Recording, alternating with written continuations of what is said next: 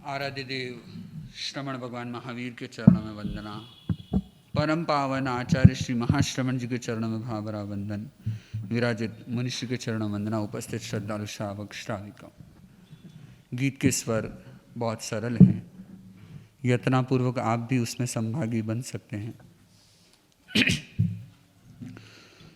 भगवान तुम्हारे अंदर है, कुछ ध्यान लगा कर देखो तो आनंद तुम्हारे अंदर है, कुछ ज्ञान जगा कर देखो तो भगवान तुम्हारे अंदर है, कुछ ध्यान लगा कर।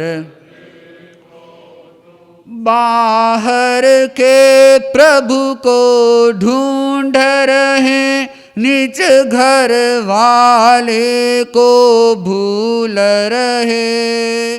बाहर के प्रभु को ढूंढ रहे, निज घर वाले को भूल रहे।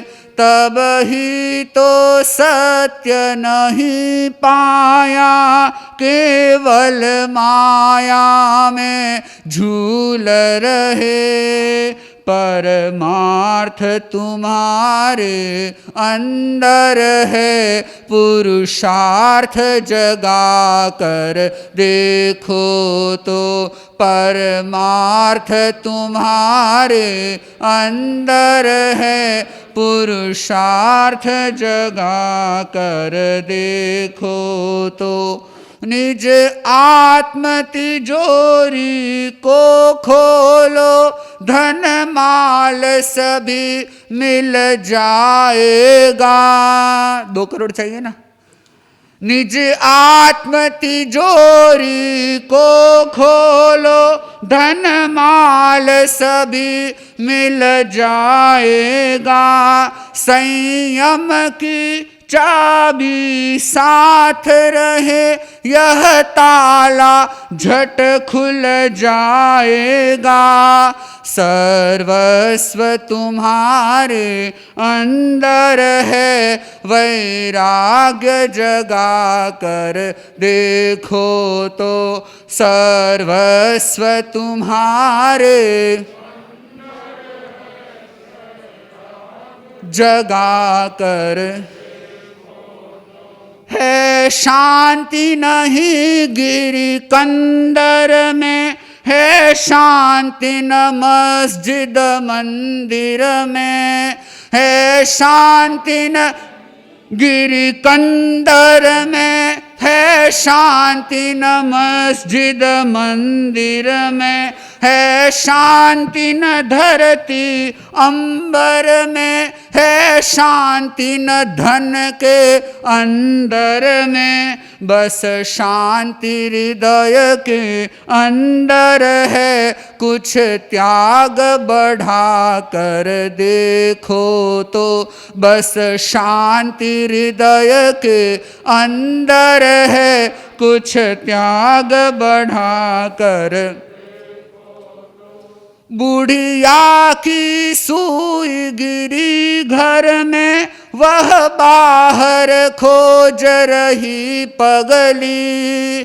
बुढ़िया की सुई गिरी घर में, वह बाहर वह कहती घर में अंधेरा, सड़कों पर जलती है बिजली। आलोक तुम्हारे अंदर है, कुछ मोह मिटा कर देखो तो आलोक तुम्हारे अंदर है, कुछ मोह मिटा कर देखो तो भगवान तुम्हारे अंदर है, कुछ ध्यान लगा कर देखो तो आनंद तुम्हारे अंदर है, कुछ ज्ञान जगा कर देखो तो। अगर यदि व्यक्ति देखना सीख ले तो उसे सर्वस्व मिल सकता है। और आज जो प्रवचन का विषय रखा गया, 2 करोड़ की 2 बातें, शायद वे 2 बातें हो सकता है 2 करोड़ की हो, 2000 करोड़ की हो, 2 लाख करोड़ की हो, लेकिन उसी के लिए ये बातें काम की होगी जो अपने जीवन में अपनाएगा। और शायद आपने शीर्षक सुनकर के कुछ अलग अलग कल्पनाएं अपने मन में की होगी, लेकिन वह हकीकत तभी पता लगेगी कि वह वास्तविकता में चीज़ क्या है, वह तथ्य क्या है, वह सत्य क्या है, वह यथार्थ क्या है, उसकी उपयोगिता क्या है, उसका हमारे अपने जीवन के साथ संबंध क्या है। तो किस रूप में वह बातें हमारे लिए 2 करोड़ की साबित होने वाली है, या उस बात के लिए ये शीर्षक क्यों, यह तो जब आप पाठ्य सुनेंगे, विषय का विवेचन सुनेंगे, तभी आपके सामने स्पष्ट हो सकेगा। तो विषय के विवेचन के लिए मेरा विनम्र निवेदन मुनि श्री हिमांशु कुमार जी स्वामी से। ओम अरहं सुगुरु शरणं विघ्नहरणं मिटे मरणं सहज हो मन जगे चेतन करे दर्शन स्वयं के हम बने अरहं बने अरहं बने अरहं।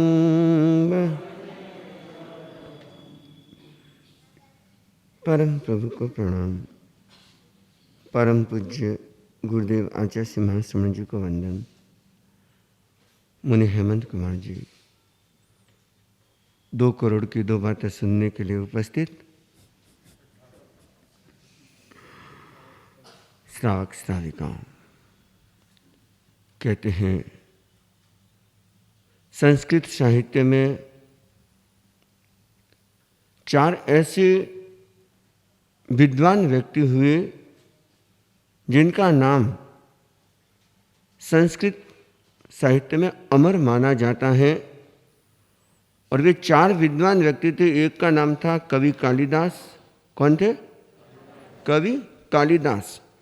और दूसरे कवि का नाम था कवि माघ। दूसरे का नाम क्या था? माघ।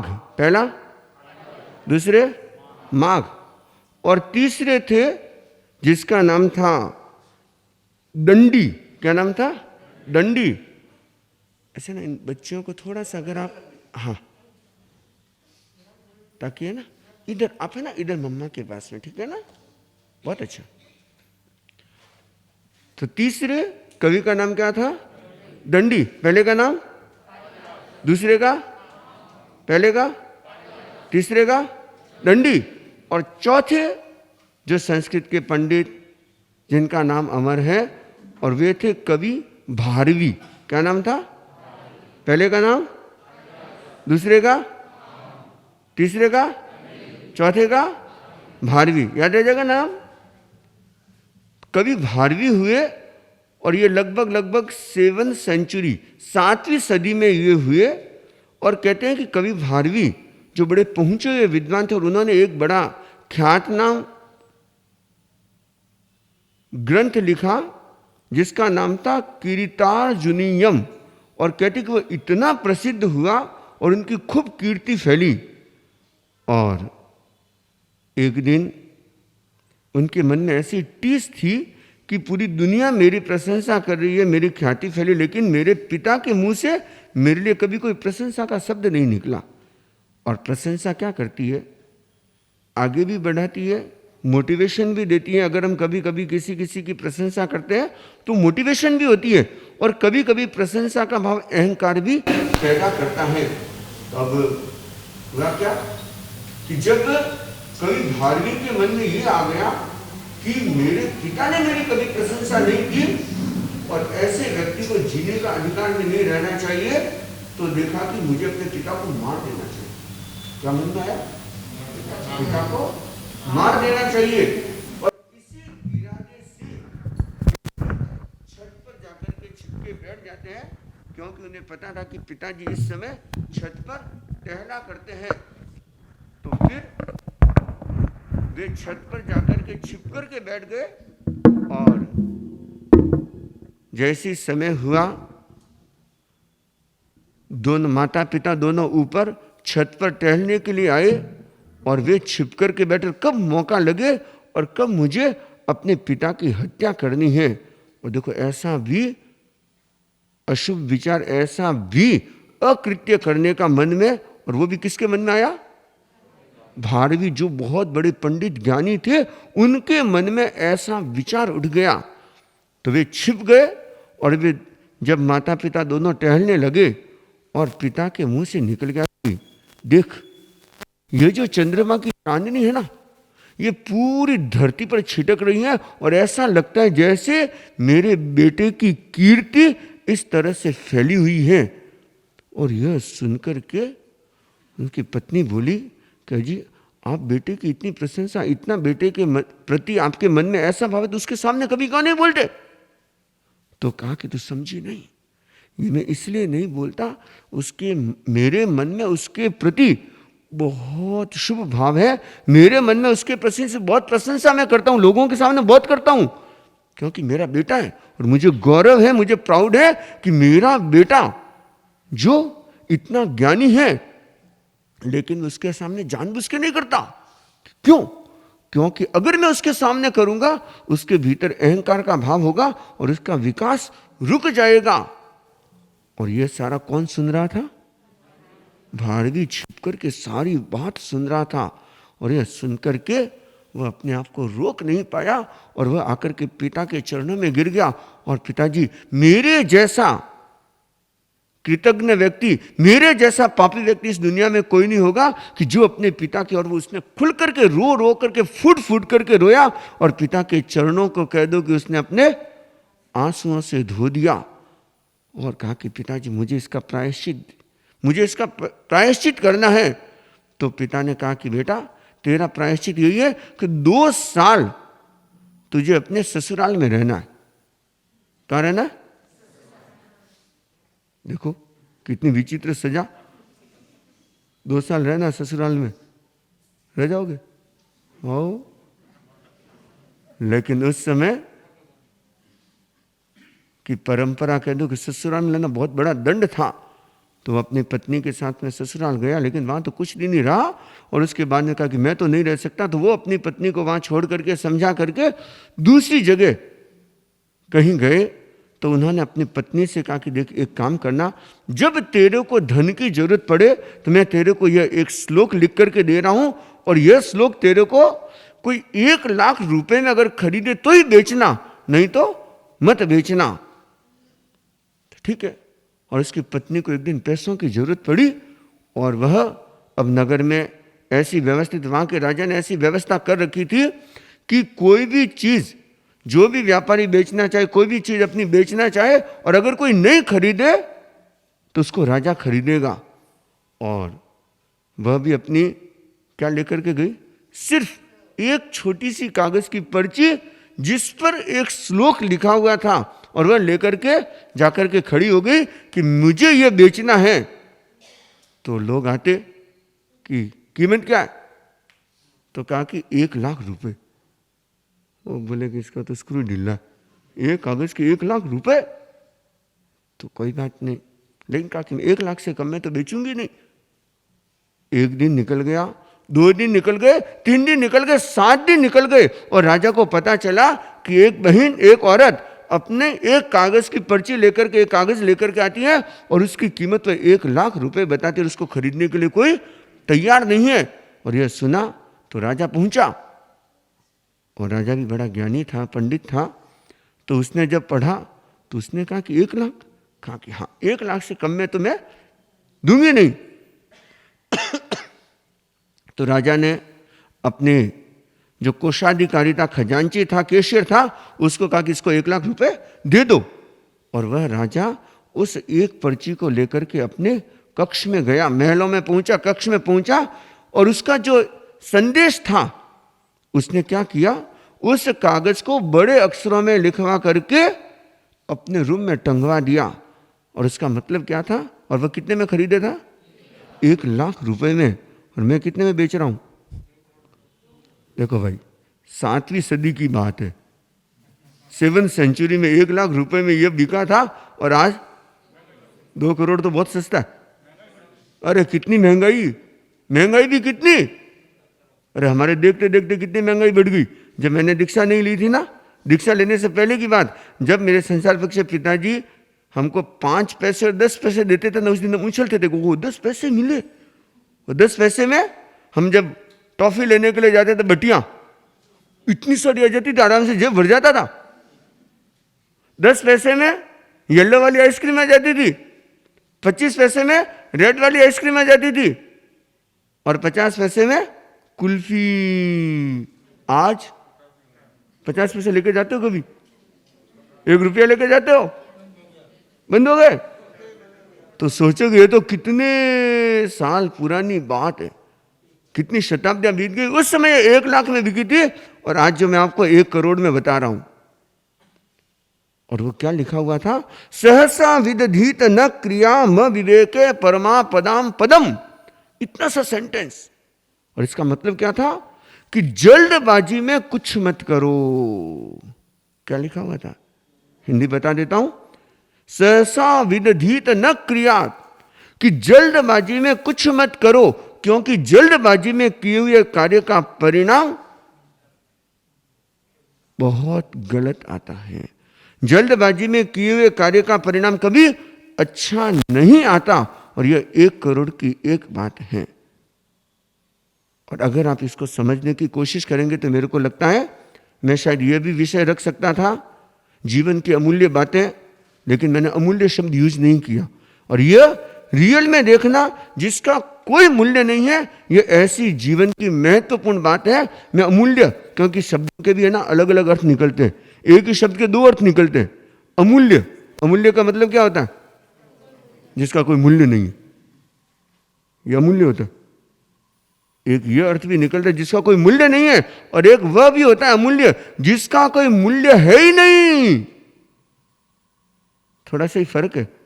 एक तो जिसका कोई मूल्य नहीं है, और एक जिसका कोई मूल्य है ही नहीं, मतलब उसका कोई मूल्य भी नहीं आंक सकते, इतना कीमती है।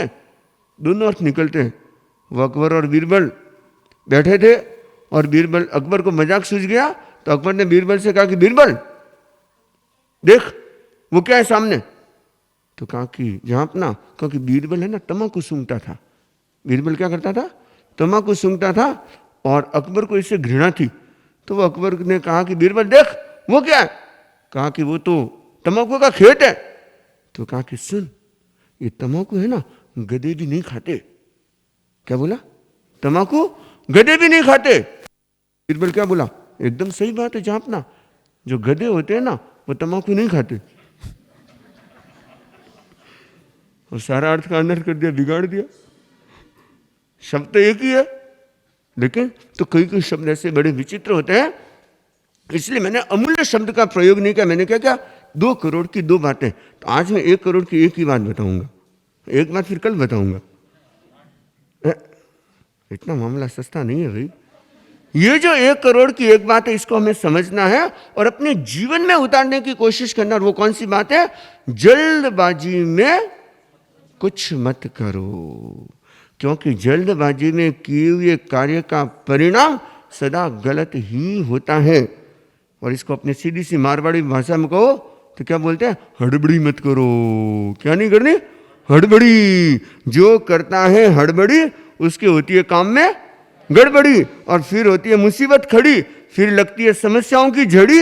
इसलिए कभी मत करो हड़बड़ी। ये जो हड़बड़ी होती है ना, उतावला सो बावला, राजस्थानी भाषा मारवाड़ी में कहते हैं उतावला सो बावला, कि जो व्यक्ति हड़बड़ी करता है, देखना उसके जीवन में बहुत सारी गड़बड़ी होती है, बहुत सारी वह समस्याओं को आमंत्रण देता है। इसलिए नीति का सूत्र है कि जिंदगी में कभी भी हड़बड़ी नहीं करनी चाहिए, जल्दबाजी कभी नहीं करनी चाहिए। और जल्दबाजी भी कहते हैं 4 क्षेत्रों में तो जल्दबाजी कभी नहीं करनी चाहिए, 4 चीजों में। पहली बात, कोई भी कार्य करते हैं उसमें कभी भी हड़बड़ी नहीं करनी। कोई भी आप काम करते हैं उसमें कभी हड़बड़ी नहीं करनी चाहिए। जो काम शांति से, पेशेंस के साथ में, आराम से, अच्छे से करते हैं उसका परिणाम भी अच्छा आता है। लेकिन अगर आप हड़बड़ी करते हैं, मान लो यहाँ से निकले और निकलते सीढ़ियाँ उतर धड़ा फटाफट फुर्ती फुर्ती फुर्ती फुर्ती फुर्ती। फुर्ती अलग चीज है और हड़बड़ी एकदम अलग चीज है। फुर्ती में तो क्या होता है, काम करने में स्पीड होती है। लेकिन हड़बड़ी में क्या होता है कि व्यक्ति इस तरह से उस कार्य को करता है कि उसमें गड़बड़ी होने की संभावना ही रहती है। और हड़बड़ी में देखना, जब भी आप हड़बड़ी में काम करते हो देखना काम बिगड़ते ज्यादा है और बनते कम है। तो कोई भी कार्य करते हैं उसमें जल्दबाजी कभी मत करो, आराम से अच्छे से करने की कोशिश करो। वह कार्य का परिणाम भी आपके सामने श्रेष्ठ आता है। लेकिन जब हम कोई भी कार्य में हड़बड़ी, जल्दबाजी करेंगे तो उसका परिणाम कभी अच्छा नहीं होगा, बल्कि समस्याएं बढ़ती ही जाएगी, काम बिगड़ते जाएंगे। तो पहली बात कौन सी है कि कभी कोई कार्य करते हैं उसको बड़ी शांति से, पेशेंस के साथ में करना चाहिए। आराम से करो। हाँ, आराम से करने वाला ये नहीं है कि एकदम आराम से ही करो, वो भी नहीं है। लेकिन हड़बड़ी उसमें कभी भी नहीं। आप देखना कई बार होता है ना, अब जैसे रोटी बनाते हैं और रोटी बनाते हैं आपका ध्यान के इधर उधर साथ में एक दो काम करते तो कभी कभी हाँ, क्यों भाई? क्योंकि हड़बड़ी की। तो कार्य करने में कभी हड़बड़ी नहीं करना, पहली बात। दूसरी बात, कभी कोई निर्णय करना होता है, डिसीजन लेना होता है, उसमें कभी भी जल्दबाजी, हड़बड़ी नहीं करनी चाहिए। क्योंकि जिंदगी में ऐसे बहुत सारे समय आते हैं आपके सामने जब आपको कोई डिसीजन करना होता है, कोई निर्णय करना होता है। और अगर निर्णय हम बिना सोचे समझे कर देते हैं तो उसका परिणाम बहुत अच्छा कभी नहीं आता। उसका परिणाम कभी भी बहुत अच्छा तो आता ही नहीं है। तो निर्णय करते समय हमें बहुत चिंतन पूर्वक ढंग से करना चाहिए और उसके परिणाम के बारे में भी चिंतन कर लेना चाहिए कि अगर मैं जो कार्य कर रहा हूं उसका परिणाम क्या आएगा। एक चोर जो चोरी करते हुए पकड़ा गया और बेचारे ने जिंदगी में कभी चोरी नहीं की थी, पहली बार वो चोरी करने के लिए निकला था। चोरी करने के लिए निकला था और वो भी कहां गया चोरी करने के लिए? एक खेत में। कहां गया? खेत में चोरी करने के लिए गया। और वो भी क्या चीज की चोरी करने के लिए गया? प्याज की चोरी करने के लिए गया। पहली बार गया चोरी करने के लिए, कहां गया? क्या चीज की चोरी करने के लिए? प्याज की। और वो भी घोड़े पे बैठ के गया। जिंदगी में चोरी का एक्सपीरियंस तो था नहीं, तो वह पहली बार वो भी घोड़े पे बैठ के गया चोरी करने के लिए। और उसने क्या किया, जो टोकरी होती है ना, उसने फटाफट फटाफट प्याज भरे और वो उठाने लगे। इतने में क्या घोड़ा हिना गया। घोड़ा हिनाया और इतने में जो खेत का मालिक था उसकी नींद उड़ी और उसने देखा कोई है और वो भाग के आया। और उसने क्या किया, वो बेचारा जितना फुर्ती करता इतने में तो गड़बड़ हो गई और वह पहुंचा और क्या हुआ, उसको पकड़ लिया। और चोरी क्या चीज की? प्याज की।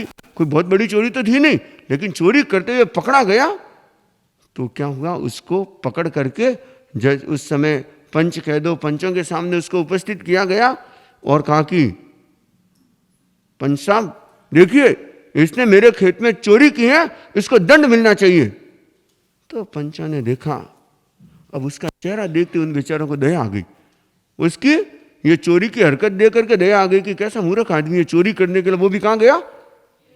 खेत में प्याज की चोरी करने के लिए, और वो भी घोड़ा लेके गया। कैसा नासमझ आदमी है। तो उस पर दया आ गई और उन्होंने देखा कि एक काम करते हैं, इसको दंड तो देना है, क्योंकि चोरी करते हुए पकड़ा गया तो दंड तो देना है। तो दंड क्या दे? तो कहा कि एक काम करते हैं, अपने ना ऐसी सजा देते हैं कि इसका ऑप्शन इसके पास में, जो इसको चूज करना है वो कर ले। तो 3 सजा दे देते हैं। कितनी सजा दे देते हैं? 3। अब इसको जो ठीक लगेगा वह चूज कर लेगा, वह निर्णय कर लेगा कि इसको कौन सी सजा भोगनी है। तो कहा कि पहली सजा, तेरे को 100 प्याज खाने। पहली सजा क्या है? 100 प्याज खाने।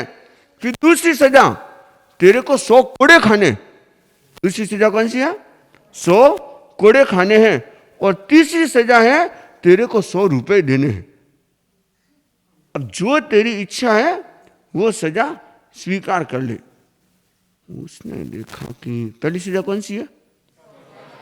100 प्याज खाने, दूसरी सजा 100 कोड़े खाने, और तीसरी सजा उसने देखा कि रुपए तो नहीं दूंगा, कुछ भी हो जाए, लेकिन कोड़े खाने भी तो मुश्किल है, 100 कोड़े कैसे खाऊंगा, तो क्यों नहीं प्याज ही खा लेता हूं। तो उसने प्याज खाने चालू किए, और टोकरी तो भरी हुई थी, तो उसने क्या खाने चालू किए? प्याज। 2, 4, 5, 10, 20, 25 प्याज खाए, और अब मुंह जलने लगा, क्योंकि प्याज भी तो चरके थे। प्याज भी अलग अलग चरके भी होते हैं, कम चरके भी होते हैं, या नॉर्मल भी होते हैं। 2 प्याज चरके थे, तो 25 तो खाए, लेकिन अब हालत खराब हो गई, तो अब क्या करे? खा के प्याज खाना तो मुश्किल है, तो एक काम करता हूं, रुपए तो नहीं दूंगा, कोड़े ही खा लेता हूं। तो फिर उसने कोड़े खाने चालू किए। तो कोड़े खाने चालू किए तो 5, 10, 15, 20, 25 कोड़े खाए, और अब उसके बेचारे का बदन दुखने लगा। अरे कोड़े खाना तो बहुत मुश्किल है, तो एक काम करता हूं, प्याज ही खा लेता हूं, कोई बात नहीं।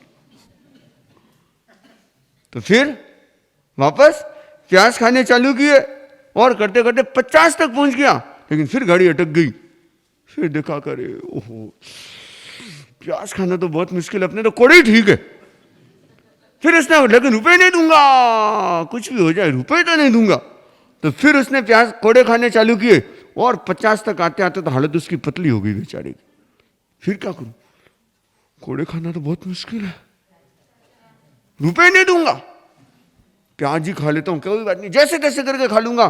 फिर उसने खाने चालू किए, तो करते करते 75 प्याज तक पहुंच गया, 25 और खा लिए, लेकिन अब तो ऐसी स्थिति कि एक प्याज भी खाने की उसकी स्थिति नहीं।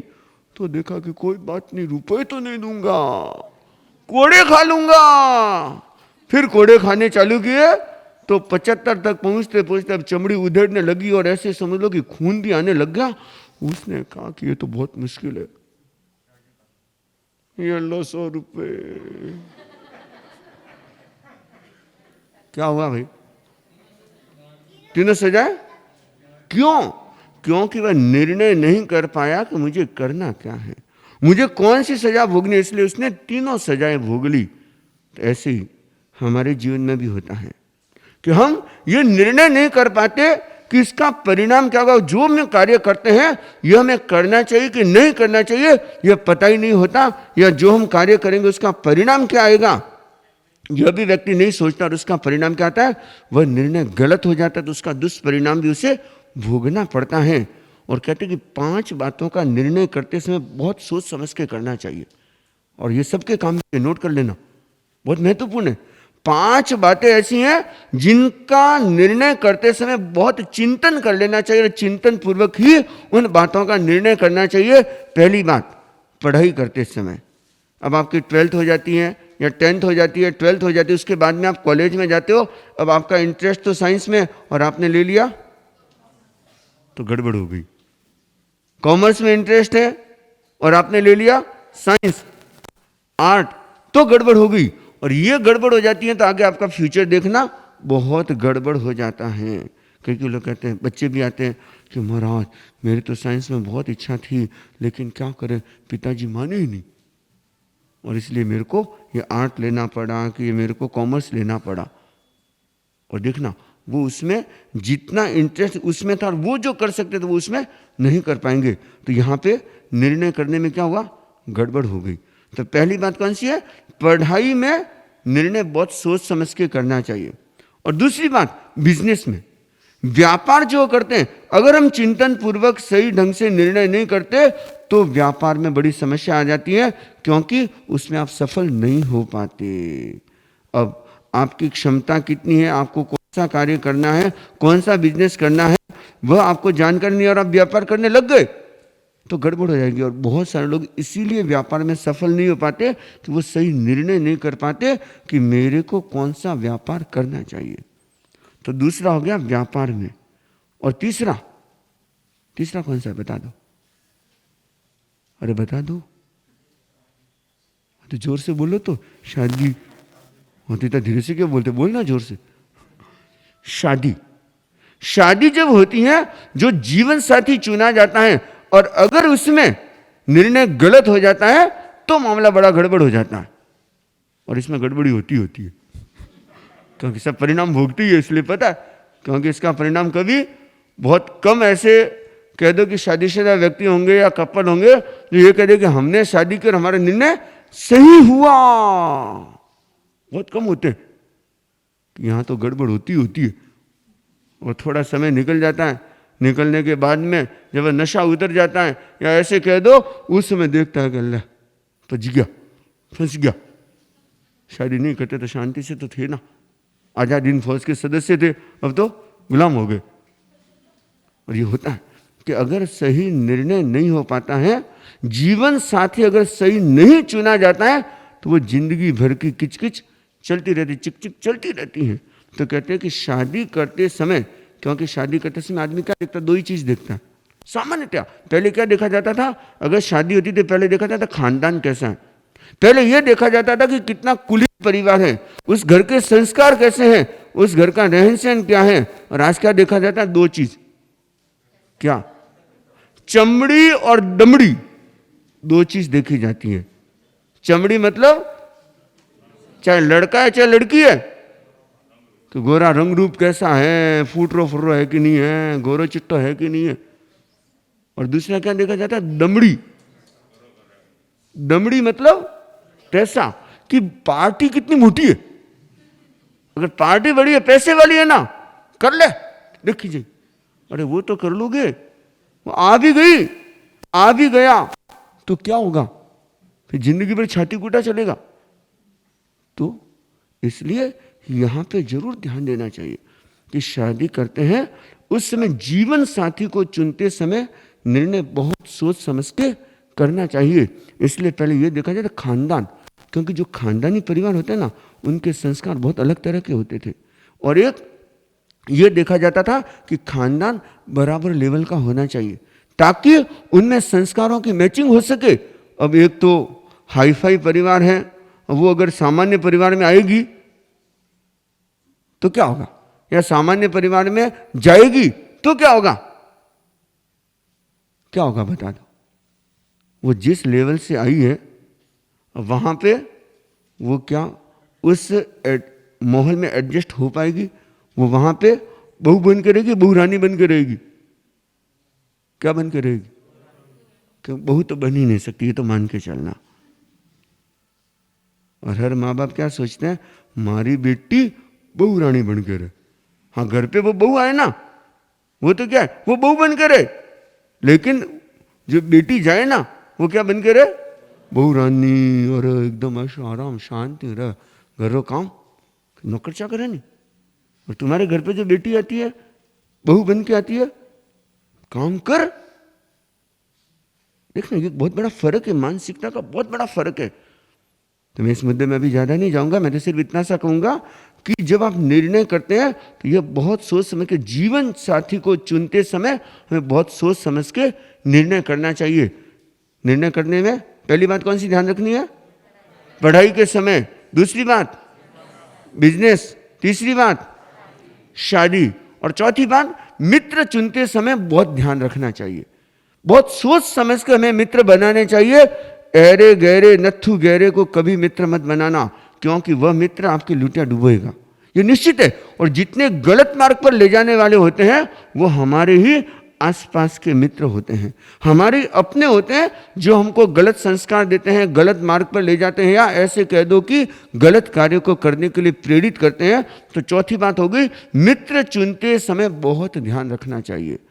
और पांचवी बात, गुरु चुनते समय अगर किसी गुरु का चुनाव करो, अगर कोई धर्म को चुनो, तो बहुत सोच समझ के हमें चिंतन करके, देख करके, परख करके हमें निर्णय करना चाहिए कि मुझे कौन सा धर्म का मार्ग स्वीकार करना है, मुझे कौन से गुरु को चुनना है, मेरा गुरु कैसा होना चाहिए, ये बहुत सोच समझ के करना चाहिए। क्योंकि गुरु हमारे जीवन का निर्माण करते हैं, हमारे जीवन का उत्थान करते हैं। तो इन 5 बातों का निर्णय बहुत सोच समझ के करना चाहिए। याद होगी ना 5 बातें, पहली बात, दूसरी, चौथी, अरे चौथी शादी, हाँ मित्र, तीसरी और 5वीं, बस। इन दूसरी बात क्या हो गई, कोई भी कार्य करते हैं तो बहुत हड़बड़ी इसमें कभी मत करना, आराम से अच्छे से करना। और कोई निर्णय करना होता है तो उसमें कभी भी उस चोर की तरह मत करना, नहीं तो सजा जिंदगी भर भुगती रहोगे, ये देखना। तो निर्णय में कभी जल्दबाजी नहीं करना। और तीसरी बात किसमें? बोलने में कभी हड़बड़ी नहीं करना, क्योंकि बोलने में हड़बड़ी कर दी ना तो सारा मामला गड़बड़ हो जाता है। और देखना यही होता है, बिना सोचे समझे बोलते हैं, जो मन में आया वो बोल दिया, और देखना उसका परिणाम, बोले तो एक बार ही बोले तो मुंह से एक ही शब्द निकला था, लेकिन सारा का सारा मामला गड़बड़ कर देता है।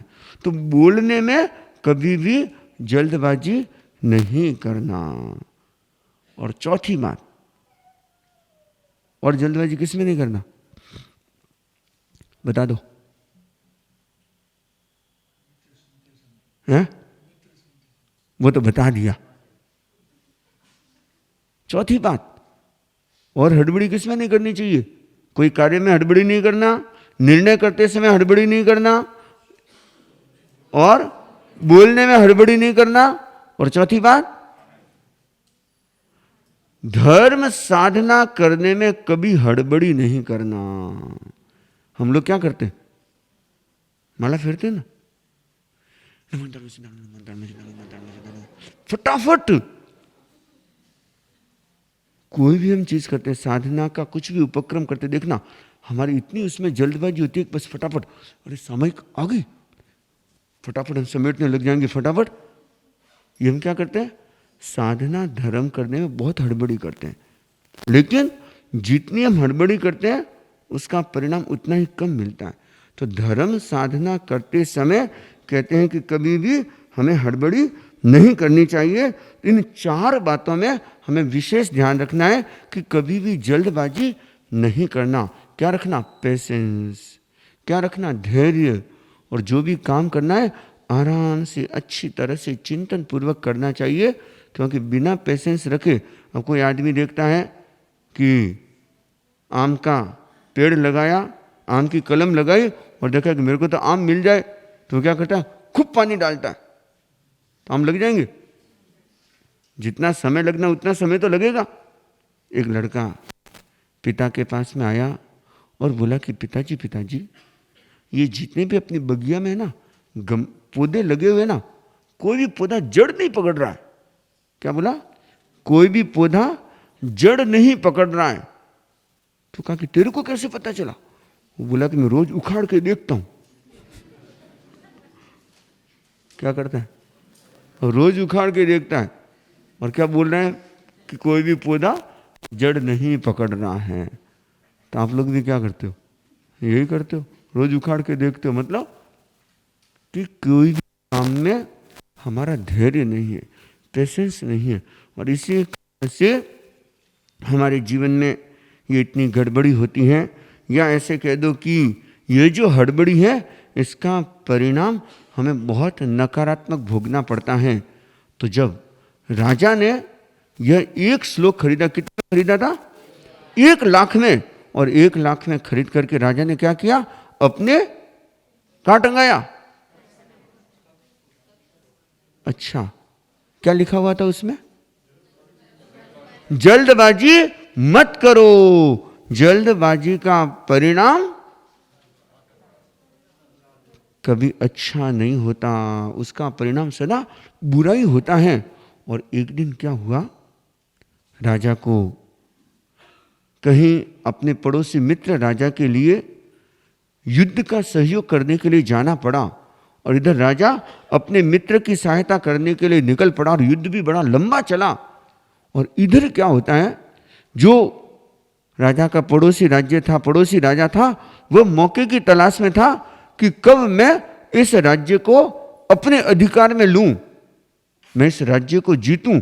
और उसे पता चला कि राजा तो युद्ध करने के लिए गया हुआ है, और पीछे वो अपनी काफी सेना को भी ले गया, और पीछे तो ज्यादा सेना भी नहीं है।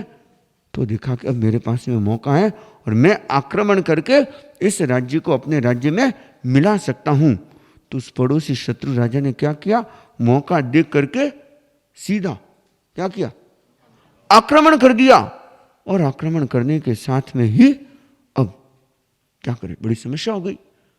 तो जो राजा की बेटी थी राजकुमारी, वह भी युद्ध कौशल में होशियार थी, तो उसने क्या, पुरुष का वेश पहना और वह युद्ध के लिए निकल पड़ी, क्योंकि उस राजा को यह आशा नहीं थी कि यहाँ पे कोई लड़ने वाला, सामना करने वाला भी होगा। और वह युद्ध में अपनी सेना को लेकर के निकल पड़ी, और निकली से निकले, और उसने इस तरह से युद्ध किया कि उस राजा को भगा दिया। अब वह बेचारी एकदम थकी हुई सी थी, आई और अपनी माँ के साथ में, रानी के साथ में सो गई। और इधर क्या हुआ, राजा का आना हुआ, और वह एकदम चुपचाप, वह सरप्राइज देना चाहता था, वह चुपचाप आया।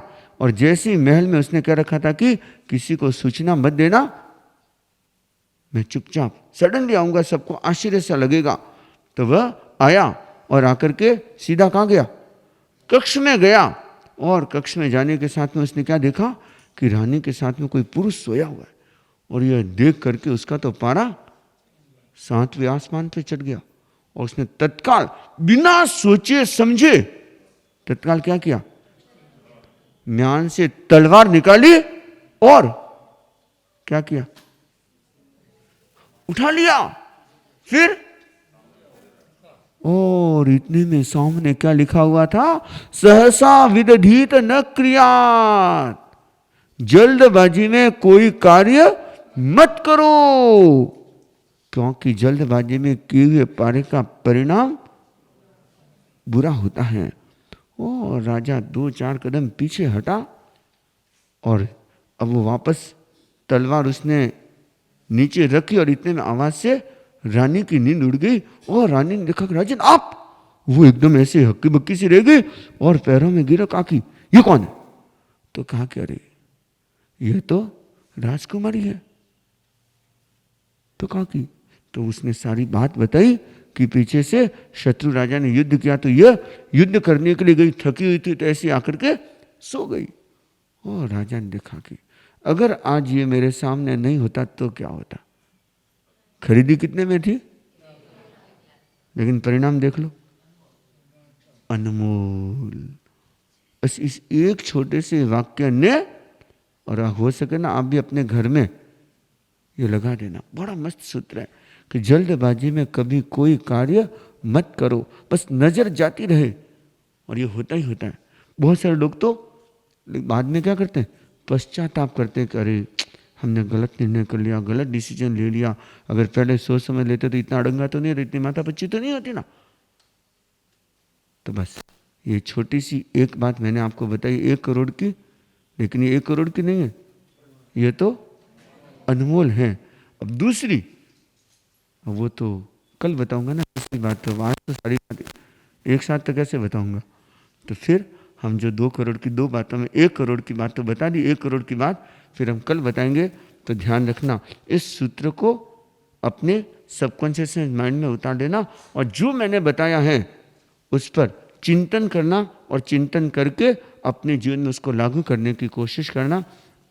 इन्हीं भावों के साथ में ओम शांति शांति शांति। कल रविवार है, और कल विशेष बच्चों के लिए भी उपक्रम है, मंत्र दीक्षा का उपक्रम है, और जिसमें ज्ञानशाला के बच्चों की विशेष प्रस्तुतियां भी है, मनमोहक प्रस्तुतियां भी हैं। तो आप लोग ठीक समय पर 9 बजे, अभिभावक भी अपने बच्चों को लेकर के और भी प्रेरणा दे, ठीक 9 बजे से पहले पहले यहाँ पर उपस्थित हो जाए। तो और कल का प्रवचन का समय अपना 9 से 10:15 बजे तक का रहेगा। कितने बजे तक? 10:15 बजे तक का रहेगा। और जो पचरंगी चल रही है, आज पचरंगी का 5वां दिन है, और कल जो पचरंगी में सम्मिलित है उनके बारे में भी एक जानकारी मिल जाएगी। कितनी पचरंगियाँ हुई है वह भी आपको बता दिया जाएगा। तो ठीक समय पर पहुंचने की कोशिश करेंगे। अब सुन लीजिए, हाँ तो उठो भैया, मैं और कहाँ, दोनों हाथ जुड़े हुए। नमो अरहंताणम, नमो सिद्धाणम, नमो आयर्याणम, नमो वज्राणम, नमो लोये सब्ब साहूणम, ऐसो पंचनमुक्तारो सब पाव पणासनो मंगलाणंच सव्वे से बड़मम हवई मंगलम, चत्तारि मंगलम अरहंता मंगलम, सिद्धा मंगलम, साहु मंगलम, केवली पन्नतो धमो मंगलम, चत्तारि लोगुत्तमा अरन्ता लोगुत्तमा सिद्धा लोगुत्तमा साहु लोगुत्तमा केवली पन्नतो धूमो लोगुत्तमो चत्तारि शरणं पवज्जामि अरन्ते शरणं पवज्जामि सिद्धे शरणं पवज्जामि साहु शरणं पवज्जामि केवली पन्नतं धम्मं शरणं पवज्जामि विघ्नहरण मंगलकरण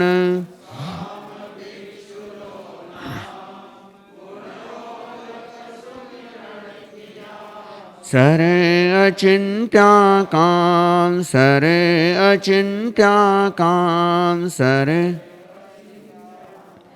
श्रवण भगवान महावीर स्वामी की, आद्य प्रवर्तक आचार्य श्री भिक्षु की, 11वें अधिशास्त्र आचार्य श्री महाश्रमण जी की जय भाया जय।